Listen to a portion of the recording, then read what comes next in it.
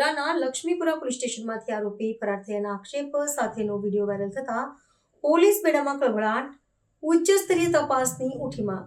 વડોદરાના લક્ષ્મીપુરા પોલીસ મથકની કામગીરી ફરી એકવાર વિવાદના વંટોળમાં સપડાઈ છે. તાજેતરમાં એક પૂર્વ બુટલેગરે સોશિયલ મીડિયા પર વિડીયો જાહેર કરી સનસનીખેજ દાવો કર્યો છે કે પોલીસની મિલીભગતથી જ એક આરોપી પોલીસ જાપ્તામાંથી ભાગી છૂટવામાં સફળ રહ્યો છે. આ કથિત ઘટનાનો વિડીયો વાયુવેગે પ્રસરતા પોલીસ બેડામાં ખળભળાટ મચી ગયો છે અને સમગ્ર તંત્રની કાર્યશૈલી સામે ગંભીર સવાલો ઊભા થયા છે.